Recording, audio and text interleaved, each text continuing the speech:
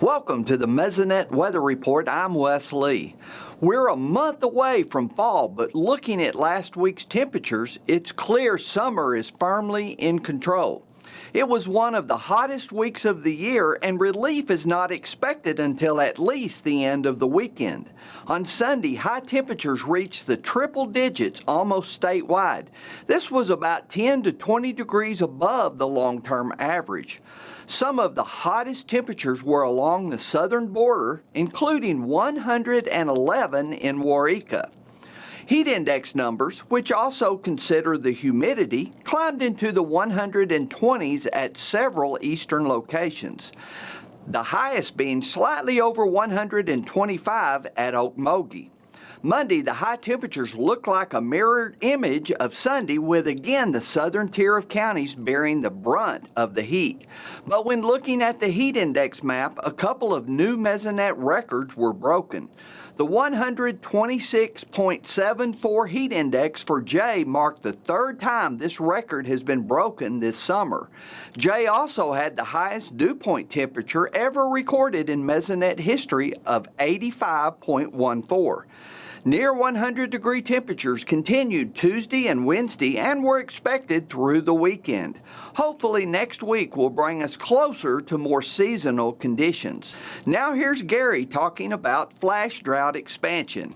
Thanks, Wes, and good morning, everyone. Well, it's something I've been warning you about for the last couple of weeks, and unfortunately it has actually come true, and that is the development of flash drought across southern Oklahoma. Let's get right to that new map and see where we're at.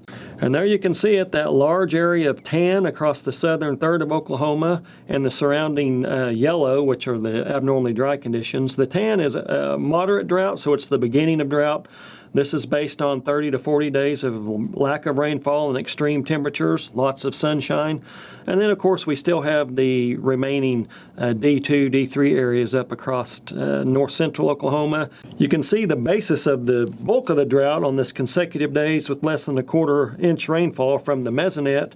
Now we're up to basically 42, 43 days, liable to go much higher than that across southern Oklahoma. So this dry spell, I guess you would call it, lasts more than a month. It's actually about a month and a half. So something to be very concerned about as we go forward. The rainfall over the last 30 days also tells the tale. This is sort of the opposite of what we had previously, where we had the I-44 cutoff.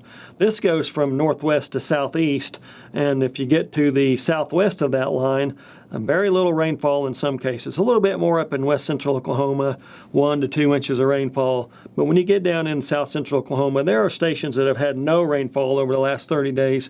And of course, as I said previously, you can extend that out another 10 to 15 days in some areas. Now let's take a look at the percent of normal rainfall for the last 30 days, that same time frame. This is for July 24th through August 22nd. You know, some of those areas down there with 0% of normal rainfall, those are those big goose eggs I was talking about. So we do need some rain, and we take some clouds. That's it for this time. We'll see you next time on the Mesonet Weather Report.